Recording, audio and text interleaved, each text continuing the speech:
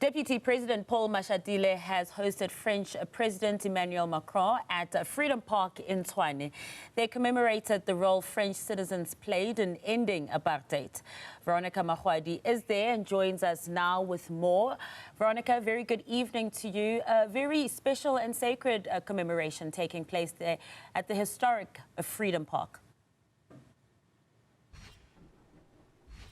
I mean, certainly, Masa, in fact, it was the Deputy President Paul Mashatile who pointed out to the fact that President Emmanuel Macron, who in fact touched down in South Africa only a few hours ago, could have chosen to either go straight to the summit or perhaps prepare for the engagements that are going to take place tomorrow. But he made a point to make sure that his first stop was here at Freedom Park in Pretoria. Behind me, as you can see, where in fact the French flag has been projected, that is essentially known as the Wall of Names. This is a monument, a site, historic, given the fact that it is inscribed with the names of women and men across the world from all countries that have paid not only tribute, but have actively participated in the fight for freedom and humanity, not just in regards to apartheid, but various types of, stories throughout history of oppression, essentially singling out people and that fight for humanity and justice. And today,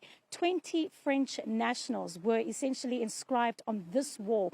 20 people, some very well known, others not so much, that worked within the shadows to make sure that South Africa could achieve its goal of ending apartheid, and they supported quite wildly. Some of the names that were inscribed today included Albert Kessler. This is, of course, a Nobel Prize winner for physics. He actively campaigned against apartheid.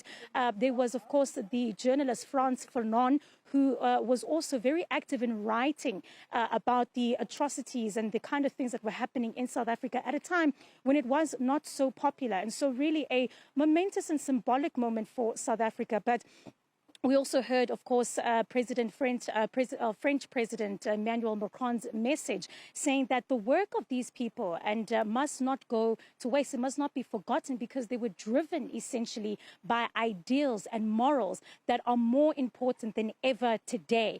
We had an opportunity to do a very short doorstop with the French president to ask him exactly about that, where we find ourselves currently in the global bigger picture as a country, and especially given the kind of tension that's been surrounding the G20, specifically, of course, you would know, President Donald Trump not attending. And Macron was very clear and straight about this, and to say that this is, in fact, the G20 being held in South Africa signals a very pivotal point in the changing of dynamics within the world and where essentially the power of politics lie. He says, taking part in the G20 summit is not something he did out of obligation, that he had to be here in this historic moment as the world essentially changes and shifts. And so that opportunity to speak to him as well and to talk about the kind of message as well that they will be hoping to drive forward in the G20 summit. We know South Africa enjoys a very close trade relationship with France, but ultimately what we got to see here today is a relationship, a very personal one, a very symbolic relationship and